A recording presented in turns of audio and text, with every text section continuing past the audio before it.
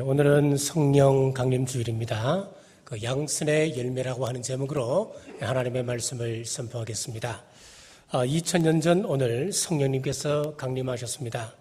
구약 요엘 2장 28절에 보면은 성령을 부어주리라 약속하고 계신데 800년이 지난 후 오순절에 이루어졌습니다. 자, 그런데 왜 하필이면 오순절날 이 말씀이 이루어지는 것입니까? 하나님께서 구약 백성들에게 매년 세 차례에 걸쳐서 야훼 신앙의 표현으로 하나님 앞에서 절기를 지키라고 말씀하셨습니다. 첫째 6월절은 이스라엘이 애굽에서 구원받은 절기입니다. 이날은 우리 주님께서 십자가에 못 박히심으로 어둠의 권세에서 우리를 구원하신 날이 되었습니다. 둘째 오순절은 칠칠절이라고 하기도 하는데 풍성한 수확으로 하나님 앞에 올려드리는 절기입니다. 신약시대 오순절은 성령님께서 강림하심으로 최초로 교회를 이 땅에 세우셨습니다. 그리고 그 교회를 통하여서 수많은 죽은 영혼들을 살리는 역사를 일으켰습니다. 그리고 세 번째 절기는 장막절인데 가을에 익은 모든 곡식을 수확하여 창고에 저장하는 절기로 수장절 그렇게 부르기도 합니다. 수장절은 우리 주님 재림시 믿는 사람을 천국 창고에 거두어들일 심판을 예표하고 있습니다. 자, 그 중에서도 사도행전 역사가 오순절에 일어났었는데 이 오순절에 일어났다고 하는 것이 매우 중요합니다. 자, 오순절은 헬라어로 펜테코스타라고 하는 낱말을 쓰는데 이 말은 50번째 날의 제삿날 그런 이야기입니다. 그렇습니다. 우리 하나님의 백성들이 출애굽한 지 50일째 모세가 시내산에서 하나님의 말씀 10계명을 받았습니다. 그래서 백성들은 이날을 영적 말씀을 받는 날로 지키는데 바로 이날에 하늘로부터 급하고 강한 바람 같은 소리로 성령님께서 강림하셨습니다. 자, 이 급하고 강한 성령님의 바람은 지중해를 돌아서 온 유럽과 전 세계에 퍼졌습니다. 급기야 이 한국 땅에도 단 100년 만에 농촌과 도시의 십자가의 물결을 이루게 되었습니다. 오늘 이 위대한 성령님의 역사 중 양선의 열매를 함께 나누겠습니다. 먼저 양선의 의미입니다. 헬라어로 아가도시네라고 하는 낱말을 씁니다. 자, 이 영어로서는 이 아가도시네를 군니스, 선행 그렇게 번역을 했습니다. 표준 세번역에서는 선함 이렇게 번역을 했고 공동 번역에서도 선행으로 번역했습니다. 그리고 오늘 우리가 읽었던 개역 개정판에는 양선이라고 하는 이 단어를 문자 그대로 풀어보면은 선을 베푼다 그런 뜻을 가지고 있습니다. 자, 이 양선은 하나님의 속성 중에 하나입니다. 그래서 시편 25편 5절에 보면은 여호와는 선하시고 정직하시니 하나님의 성품이 선하시다 그렇게 말씀하고 있습니다. 나훔 1장 7절에 보면은 여호와는 선하시며 환난 날의 산성이시라. 여기도 보면 하나님은 선하시다. 하나님의 성품을 이렇게 묘사하고 있습니다. 양선은 인간의 것이 아니라 하나님께 속한 것임을 뜻하고 있습니다. 그래서 초대교회에 성령님께서 강력하게 임재하시니까 그들이 맺었던 성령의 다양한 열매 중에서 가장 큰 열매가 무엇이냐니까 양선의 열매였습니다. 사도행전 2장 44절에 보면은 초대교회에 나타난 양선의 열매를 이렇게 묘사하고 있습니다. 믿는 사람이 다 함께 있어 모든 물건을 서로 통용하고 그랬습니다. 초대교회 성도들은 생명을 걸고 복음을 나누었습니다. 사랑을 나누었습니다. 성도가 가는 곳곳마다 양선의 열매를 맺히게 되었습니다. 타락한 인간은 선행을 행할 능력을 상실했는데 어떻게 초대교회에 이런 양선의 열매가 풍성하게 열릴 수 있었겠습니까? 처음 인간은 하나님 형상으로 선하게 창조되었습니다. 그런데 하나님께서 이것을 아셨습니다. 악을 알게 되면 선은 사라지고 자꾸 악에만 관심을 가지게 될 것을 아셨기 때문에 선과 악을 알 수 있는 선악과를 따먹지 말라 명령하셨습니다. 그런데 어느 날 사탄이 하와를 찾아와서 유혹합니다. 너희가 그것을 먹는 날에는 눈이 밝아져서 하나님처럼 선과 악을 구별할 수 있게 될 것이다. 선과 악을 구별하는 스릴 넘치는 삶을 살아가게 될 것이다 유혹했습니다. 그 유혹에 넘어간 아담과 하와가 악을 알고 죄를 알면 알수록 더욱더 죄의 깊은 수렁에 빠져들어갔습니다. 결국은 완전 부패 전적 타락한 상황에 빠지게 되었습니다. 자, 그때 나타나는 현상이 무엇이냐면은 옳고 그름을 따지게 되었습니다. 서로 미워하고 서로 정죄하는 악한 영의 지배를 받기 시작했습니다. 자, 그런데 우리 주변에 보면은 하나님을 알지 못하는 사람 가운데도 선을 행하는 사람이 참 많습니다. 구제를 하는데 믿는 사람들보다 훨씬 더 많이 하는 사람이 종종 있습니다. 어려운 이웃을 생각하고 도우는 사람들 어떻게 해석해야 되겠습니까? 자, 우선 인간의 선행엔 한계가 있음을 고백해야 됩니다. 내가 선하게 행동했는데도 상대가 끝까지 악으로 대응한다라든지 그 선이 큰 손해로 돌아올 때는 순식간에 그 모든 선행은 무너져버리고 마는 것입니다. 둘째는 그들의 선행 배후에는 더 큰 인간의 이기심과 자기를 드러내고자 하는 교만이 숨어 있다고 하는 것입니다. 때로 그들의 선행이라고 하는 것은 자기 과시에 다른 표현이기도 한 것입니다. 세 번째는 하나님 없는 선행은 결국은 하나님을 부인하게 만듭니다. 심지어는 종교의 영으로 발전하여서 하나님을 대적하는 종교를 만듭니다. 이것이 바로 사탄의 전략입니다. 결국 한마디로 이야기하면은 하나님 없는 선행이라고 하는 것은 자기를 드러내는 것이었습니다. 그런데 성령의 열매 양선, 이 선행이라고 하는 것은 나를 드러내는 것이 결코 아닙니다. 에베소서 5장 8절에서 9절에 보면은 너희가 전에는 어둠이었더니 이제는 주 안에서 빛이라, 빛의 자녀들처럼 행하라. 빛의 열매는 모든 착함과 의로움과 진실함에 있느니라. 자, 때문에 성경이 말하는 양선은 성령의 열매요, 우리 예수 그리스도께서 내 안에 충만하게 임할 때 미치는 열매입니다. 창세기 50장에 보면 양선의 열매를 맺은 대표적인 인물로 요셉을 소개하고 있습니다. 요셉은 형들의 미움과 시기 때문에 어린 나이에 애굽으로 노예로 팔려갔습니다. 온갖 고생을 하다 하나님의 은혜로 애굽의 총리가 되었죠. 총리가 되고 난 이후에 가나안 땅에 거하고 있는 고통받는 아버지와 그의 형제들과 자녀들을 모시고 와서 부양을 하게 됩니다. 자, 그런데 아버지가 돌아가셨습니다. 아버지가 계실 때는 형들이 아버지 때문에 자기들을 형 대접하고 잘 모셨습니다마는 아버지가 없는 마당에 과연 동생 요셉이 자기들을 형으로 여겨주겠냐는 거네요. 죽이지는 않을까 걱정이 되는 거예요. 그때 요셉이 선포하는 말이 두려워 마소서 내가 하나님을 대신하리이까.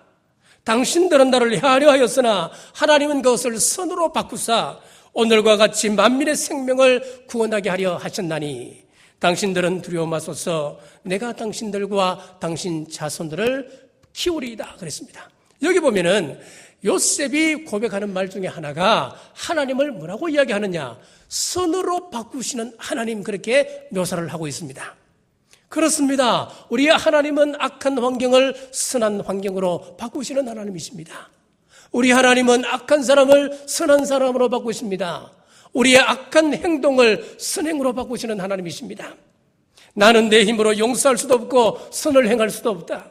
하나님께서 나를 바꾸셨으니 하나님의 마음으로 내 형제들을 용서하고 내 형제들에게 선을 베푼다. 이것이 요셉의 고백이었고 성령 체험한 우리 성도들의 고백이 되어야 합니다.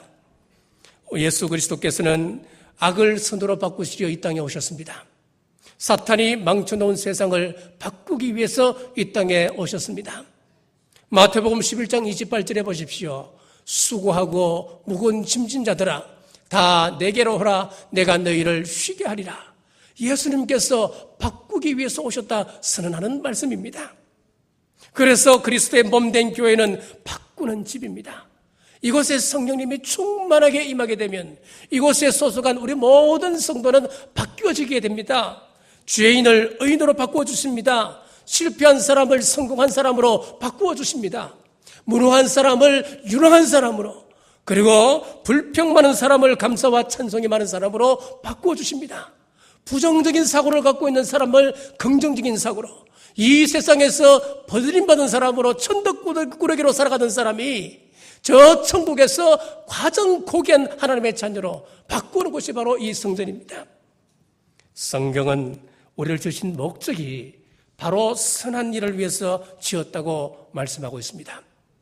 에베소서 2장 10절에 보면은 우리는 그가 만드신 바라 그리스도 예수 안에서 선한 일을 위하여 지으심을 받은 자니라고 했습니다. 우리는 하나님의 선한 일을 위해서 지음받았다 그랬습니다. 하나님의 선한 일, 양선을 이 땅에 심기 위해서 저와 여러분들을 지으셨다 말씀하고 있습니다. 디도서 2장 14절에서도 그가 우리를 대신하여 자신을 주심은 모든 불법에서 우리를 속량하시고 우리를 깨끗하게 하사 선한 일을 열심히 하는 자기 백성이 되게 하려 하심이라. 우리가 하나님 앞에 지음받은 구체적인 목적이 무엇이냐면은 우리 하나님 앞에서 선한 일을 열심히 감당하기 위해서 우리를 지으셨다라고 말씀하고 있습니다. 자, 누구를 위하여 종을 울리나 여기에 주연이었던 여주인공이었던 잉그리드 버그만이라고 하는 여배우가 있습니다. 이 사람은 아카데미 여우주연상을 2번이나 수상했던 사람입니다. 명배우입니다. 자, 이 사람이 성공의 정점에서 이런 이야기를 했습니다. 헐리우드여 실버 스크린이여 어찌 그리 허무한가. 그러면서 새로운 목표를 향하여서 자기의 남편을 버리고 딸을 버렸습니다. 그리고 당대의 명감독이었던 사람과 결혼을 했습니다마는 얼마 후에 파경을 맞습니다. 그리고 여러 남자와 결혼을 했습니다마는 그때마다 실패를 했습니다. 그러던 어느 날 잉그리드 버그만의 딸이 자신의 계부를 죽이는 그런 엄청난 살인사건이 벌어지고 말았습니다.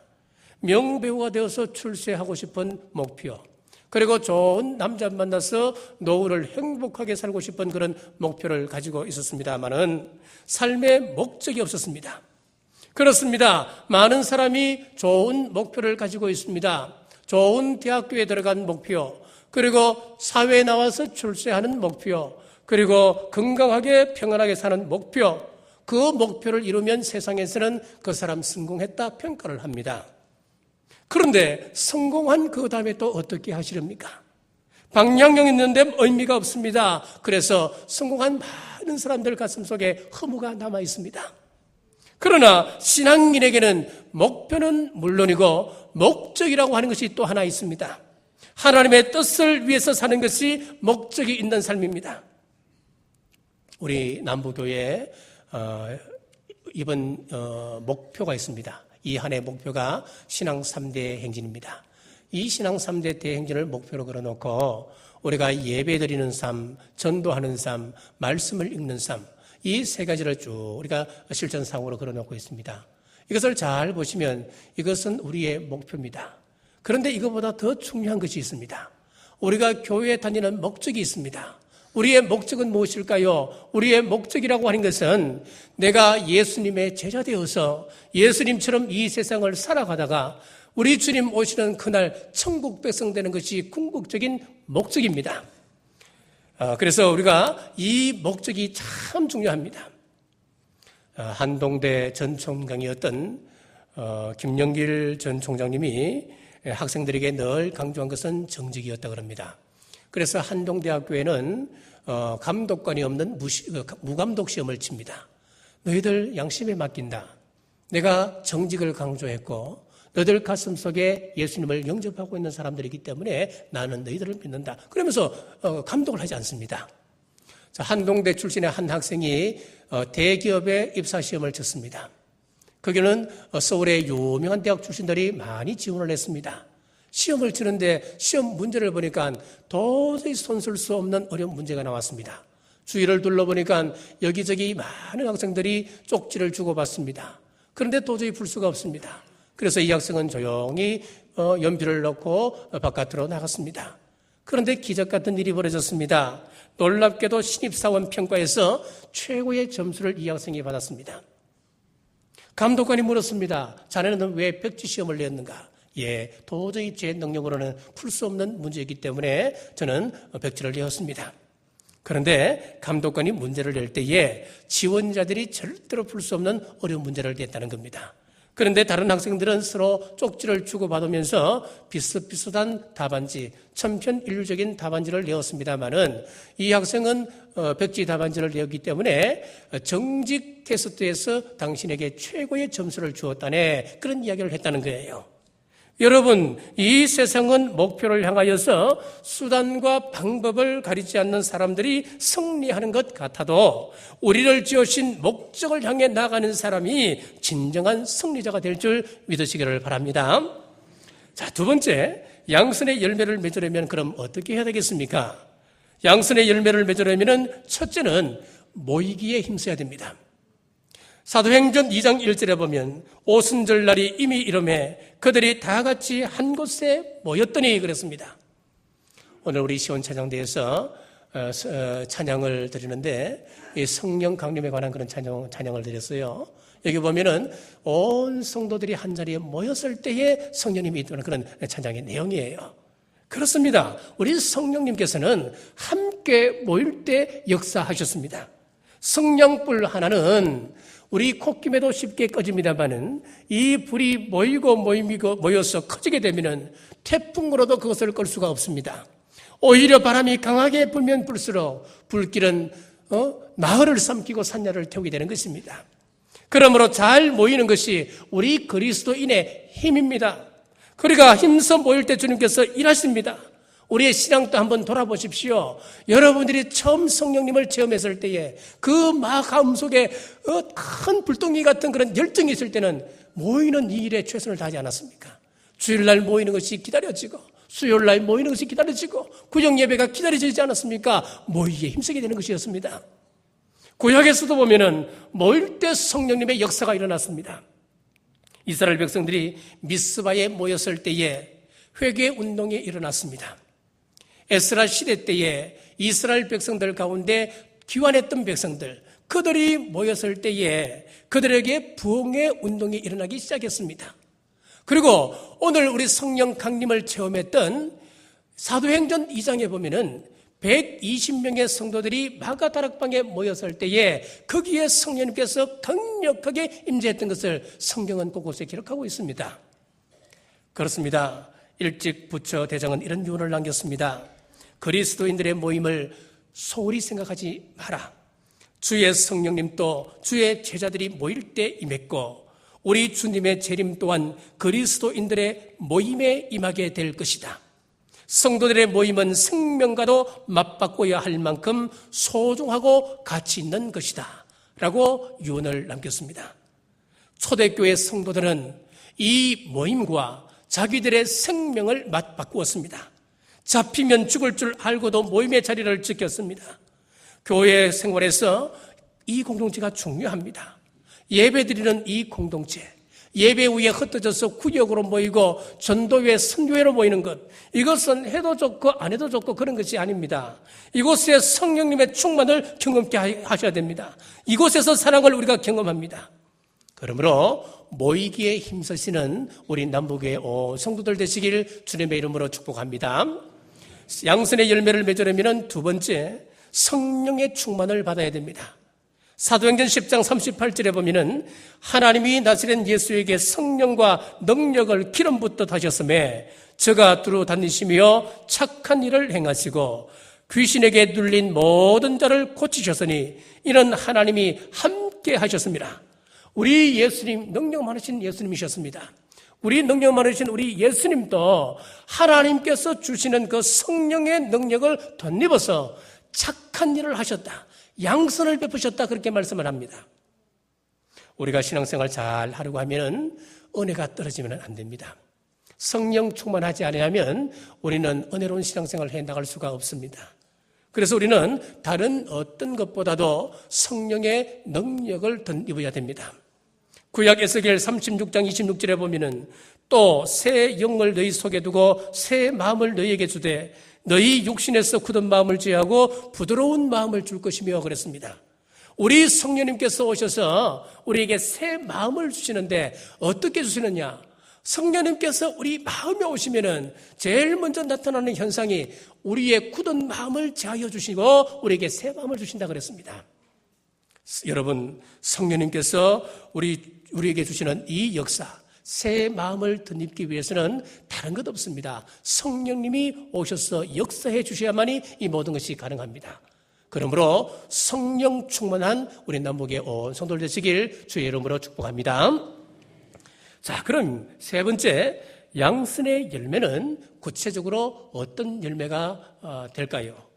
자, 사도행전 1첫째는 복음의 열매가 나타나야 됩니다. 사도행전 2장 3절에 보면은 마치 불의 혀처럼 갈라지는 것들이 그들에게 보여 각 사람 위에 하나씩 임하였더니 라고 되어 있습니다. 우리 성령님께서 강림하실 때에 불의 혀처럼 갈라지는 그런 역사가 있었습니다.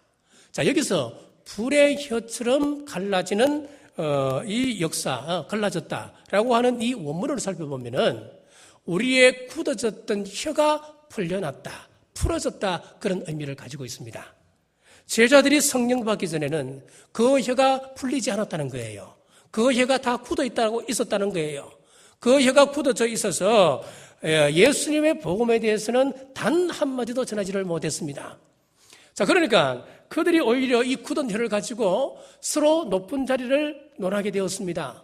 예수님께서 십자가에 못 박히실 쯤에서 전부 다 예수님을 부인하고 심지어는 예수님을 저주까지 하는 그런 혀를 가지고 있었던 제자들이었습니다.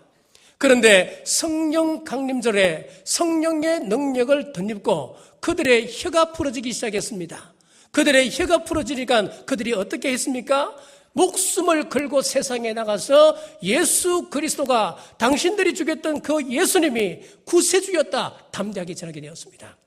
그들이 담대하게 말씀을 전할 때에 하루에 3,000명이 돌아왔습니다. 5,000명이 돌아왔습니다. 허다한 무리가 돌아왔다 성경은 말씀하고 있습니다.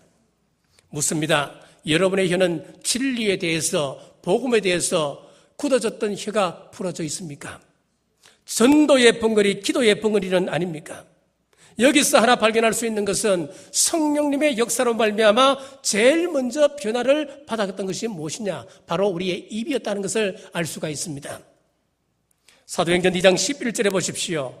우리가 다 우리의 각 언어로 하나님의 큰 일을 말함을 듣는도다 했습니다. 이것은 성령님을 체험하고 난 이후에 기록한 말씀이에요. 성령 충만하면 하나님의 영광을 드높이는 입술로 변하게 된다, 그런 의미입니다. 그렇습니다. 성령 충만하면 절대로 남을 욕하지 않습니다. 남을 정죄하지 않습니다. 남을 해치는 말 하지 않습니다. 남에게 상처 주는 말 하지 않습니다. 같은 말을 해도 위로하는 말, 격려하는 말, 예수 그리스도의 향기가 나는 말을 하게 되는 것입니다. 사랑하는 성도 여러분, 용기를 주는 말, 품어주는 말, 우리의 형제를 세워주고 지지하고 격려하는 말 할 수 있는 여러분 되시길 주의 이름으로 축복합니다. 양선의 열매를 맺으면 두 번째는 말이 통하기 시작해야 됩니다. 우리가 같은 하나님을 모시고 한 곳에서 예배드리면서 서로 말이 통하지 않는다면 얼마나 비극입니까? 여기서 말이 통하지 않는다고 하는 의미는 어떤 의미를 가지고 있습니까? 고린도전서 12장에 보면은 방언의 역사를 기록하고 있습니다. 그런데 고린도전서 12장의 방언은 사람들이 알아듣지 못하는 방언이었습니다.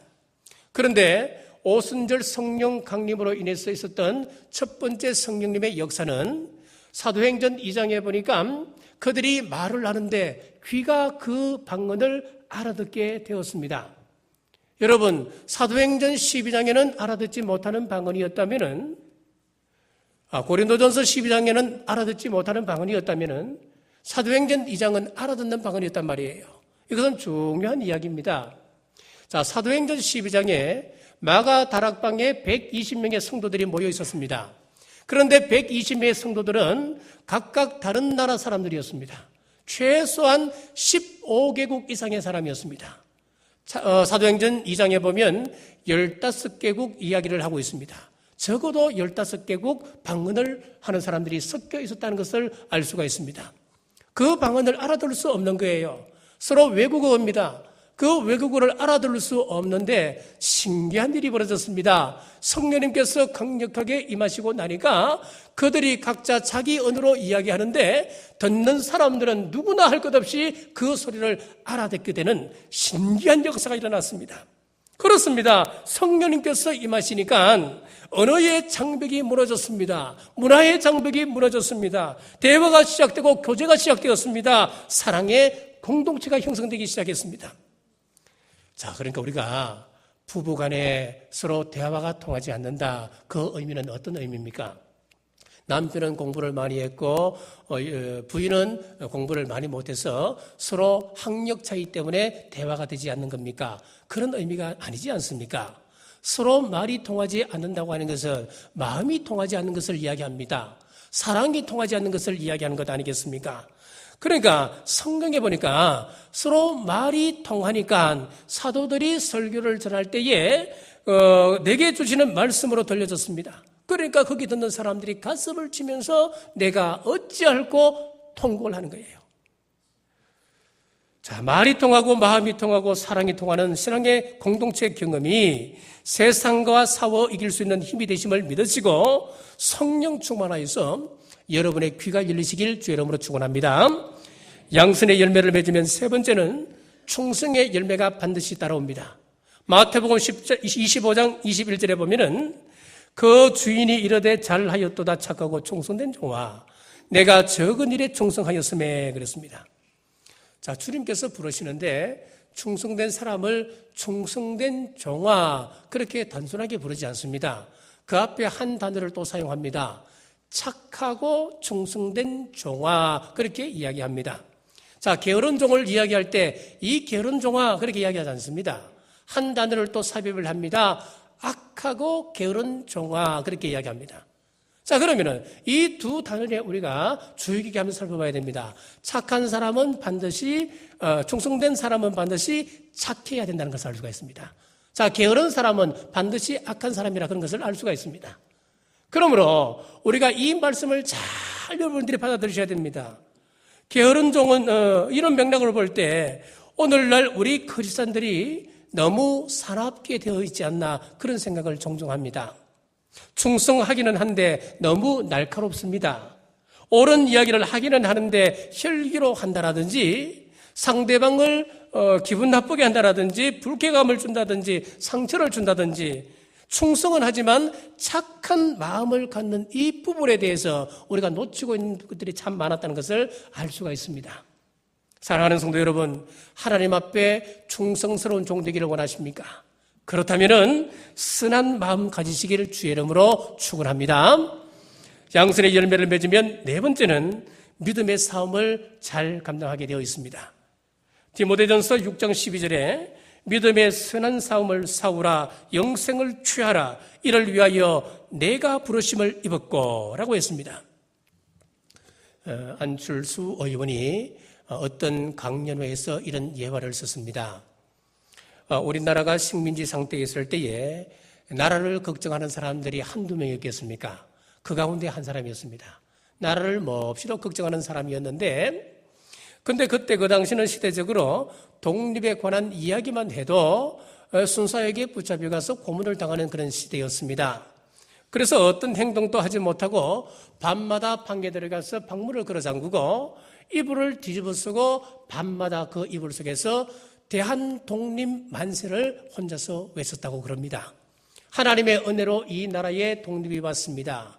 독립이 왔을 때 독립이 오고 우리 대한민국 정부가 수립되고 그 이후에 이제 국가 유공자를 이렇게 선별했지 않겠습니까? 선별할 때에 이 사람이 관공서에 찾아가서 나는 날마다 방문을 걸어 잠그고 이불 속에서 대한독립 만세를 외쳤기 때문에 나도 독립유공자 판결에 올라가야 된다고 주장을 하는 사람이 나타났다는 거예요. 여러분 어떻습니까? 똑같습니다. 선행에 관한 마음의 동기만 가지고 있고 그것을 행동으로 옮기지 않는다면 이불 속에서 대한독립 만세를 외쳤던 이 사람과 다를 바가 뭐가 있습니까? 입만 살아있는 그리스도인을 존 웨슬레는 명목상 그리스도인이라고 규정을 했습니다. 여러분 이 말은 무슨 말입니까? 이름만 가지고 있는 그리스도인이란 말이에요. 야고보 2장 14절에 보면 내 형제들아 만일 사람이 믿음이 있노라 하고 행함이 없으면 무슨 유익이 있으리요? 그 믿음이 능히 자기를 구원하겠느냐 했습니다. 자 그렇습니다. 여기 보면은 행감이 없는 믿음은 죽은 믿음이다 그랬습니다. 반드시 행감이 있는 믿음을 가지라 그랬습니다. 지금 이 세상을 보면은 너무나 부조리한 일들이 많이 있습니다. 불의가 곳곳에 산재되어 있습니다. 하나님의 말씀대로 순종하려고 살아가려고 하면은 늘 갈등에 부딪히고 벽에 부딪히게 됩니다. 여러분 어떻게 하시겠습니까? 이런 부조리 속에서 이런 불합리한 세상을 살아가면서 여러분들은 거기에 대항하여서 그것을 바꾸노라고 노조를 만들고 정교조를 만들고 여러분 온갖 집단들을 만들지 않겠습니까? 그런데 여러분 그게 아니에요. 여기에서 방법이 중요합니다. 우리는 행동이 있는 그리스도인, 행함이 있는 신앙을 가져야 되는데 과연 어떤 것을 가져야 되는가? 어떤 행동으로 이 말씀을 이루어가야 되는가? 여기가 참 중요하다는 거예요.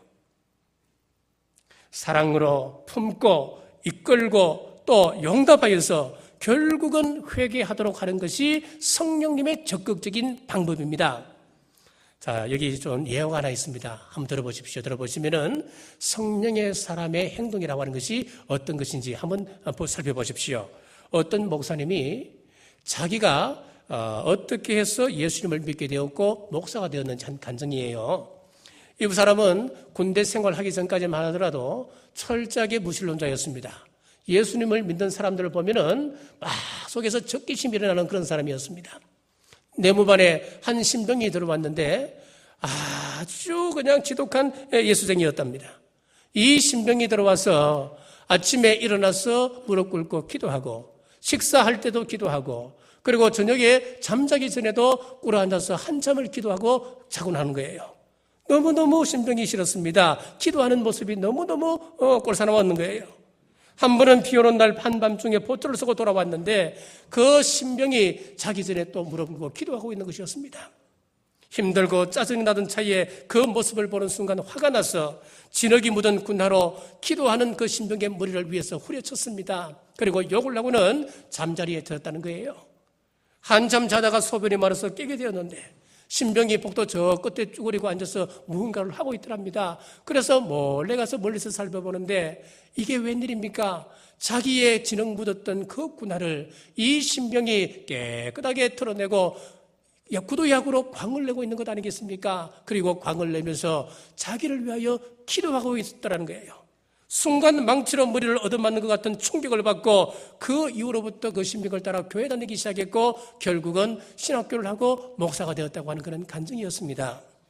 사랑하는 성도 여러분, 성령님의 열매로 악을 선으로 갚으시는 여러분 되시길 주의 이름으로 축복합니다. 믿음의 선한 싸움 싸우시는 여러분 되시길 주의 이름으로 축복합니다. 자, 이렇게 선을 행하시면 하나님께서 우리에게 주시는 선물이 있습니다. 자, 첫째는 하늘나라에서의 복입니다. 디모데후서 4장 7절에서 8절에 보면은 내가 선한 싸움을 싸우고 나의 달려갈 길을 마치고 믿음을 지켰으니 이제 후로는 나를 위하여 의의 면류관이 예비되었으므로 주 곧 의로우신 재판장이 그날에 내게 주실 것이니 내게만 아니라 주의 나타나심을 사모하는 모든 자에게니라. 주님께서 반드시 재림하신다 그래요. 우리 주님께서 오신다 그랬으면 오시는 거예요. 우리 성경에 보면은 예수님의 재림에 관한 구절이 2163구절이나 됩니다. 성경 곳곳에 예수님께서는 반드시 오신다, 반드시 오셔서 이 세상을 심판하신다 약속하고 계신데 왜 이 말씀을 믿지 못하고 이것은 상징이라 그러고 이것은 이야기다 그러고 여러분 그러지 마십시오. 성경에 오신다 하면 오시는 거예요. 성경에 예수님께서 구름 타고 오신다 하면 구름 타고 오시는 거예요. 신천지처럼 예수님이 구름 타고 오신다는 것은 구름 타는 것이 아니고 이것은 상징이라 그거 아닙니다, 여러분. 신천지 해석은 틀렸습니다. 예수님께서 구름 타고 오신다 하면은 우리는 단순하게 구름 타고 오시는 것으로 믿으시면 되는 거예요. 우리 예수님께서 반드시 재림하시는데 우리 주님께서 재림하셔서 뭘 준다는 거예요? 디모데가 하는 이야기가 나에게 의의 면류관을 주신다. 나에게만 뿐만 아니고 우리 주님의 오심을 기다리는 모든 사람들에게 동일하게 의의 면류관을 허락해 주신다 약속하고 계십니다. 그러므로 우리가 이 양선의 열매를 맺게 되면은 우리 주님께서 다시 오셔서 우리에게 의의 면류관을 허락해 주십니다. 그리고 두 번째, 이 땅에서 받는 복이 있습니다. 갈라디아서 6장 7절에 보면은 스스로 속이지 말라. 하나님은 업신여김을 받지 아니하시나니 사람이 무엇으로 심든지 그대로 거두리라. 심는 대로 거둔다 그랬습니다. 선을 심게 되면 반드시 선한 것을 거두게 됩니다. 악을 심게 되면 반드시 악을 거두게 되어 있습니다. 이것은 성경의 법칙입니다. 그래서 이 성경의 말씀 따라서 우리는 반드시 거둠의 법칙, 이것을 믿으셔야 됩니다. 좌파 성향의 기자가 있었습니다. 미군이 한국 땅에 와서 참 이 땅의 안정을 위해서 얼마나 많은 희생을 했습니까? 6.25 그 기록을 보면은 이 사람들이 자기 땅도 아닌데 이 대한민국을 위해서 어마어마한 젊은이들이 희생됐다는 것을 보면서 참 이 미국에 대해서 정말 감사한 생각이 들어요. 그런데 이 사람들이 한국 땅에 와서 그런 감사도 있지만은 또 반대적으로 봐서 또 이게 해를 끼친 부분들이 참 많이 있습니다. 거기에 직접적으로 희생을 당한 사람들이 참 많이 있다는 거예요. 그러니까 이 좌파 성향의 기자니까 미군들이 한국 땅에 와서 잘못한 것들만 쭉 취재해서 몇 권의 책을 내기도 했습니다. 반미 사상을 좀 더 체계화하기 위해서 이 사람이 미국에 가서 유학을 했습니다. 미국에 살면서 그 나라를 연구하다가 이 미국이라고 하는 나라가 세계를 움직이고 있는 그 정신을 발견했습니다. 그 힘을 발견했습니다. 그래서 새롭게 책을 한 권 쓰게 되는데 이 책이 무슨 책이냐면은 오연호 기자가 썼던 한국이 미국에 당할 수밖에 없는 이유라고 하는 책을 썼습니다. 자, 세계 최강을 건설한 미국의 정신이 무엇일까? 그것은 발런티얼리즘, 자원봉사 정신이었다는 겁니다. 바로 양선이었습니다. 성김이었다는 것입니다. 가서 보니까 미국 국민의 98%가 어떤 형식으로든 그들이 기부를 하는 것을 보게 되었습니다. 그러니까 국민들 대부분이 1년에 한 차례 이상은 반드시 기부를 하더라는 거예요. 그리고 또 하나는 자원봉사를 하는데 미국 국민의 4천만 명 이상이 이 자원봉사를 실천하더라는 거예요. 그래서 미국에서는 대학교 가려면 학생들이 자원봉사 점수가 낮으면 아무리 성적이 뛰어나도 대학교에 갈 수가 없답니다. 한 교회에서 그 어떤 봉사 광고를 내고 그 사람들을 모집하는데 그 교회 사무실에 서로 자원봉사 하겠다고 줄을 쭉 서는 그런 모습을 보면서 이 미국에 대한 시각을 완전히 바꿔서 친미 쪽으로 이 사람이 가게 되었다는 거예요. 그렇습니다.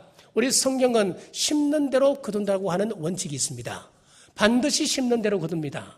미국이 저렇게 된 것은 그들이 지금 어떤 열매를 심고 있느냐 그걸 보시면 되는 거예요. 그 사람들이 뭘 잘못했다, 이 세상에 뭐 깡패다 그런 이야기 할 것 없이 그 사람들이 세계 최강이 되고 있는, 세계를 지배하고 있는 그것을 보면서 그들이 무엇을 심는가 그것을 보라는 거예요. 참 죄송하고 부끄러운 간증을 할까 합니다. 우리 고향에서 어른들이 하시는 말씀이 있습니다.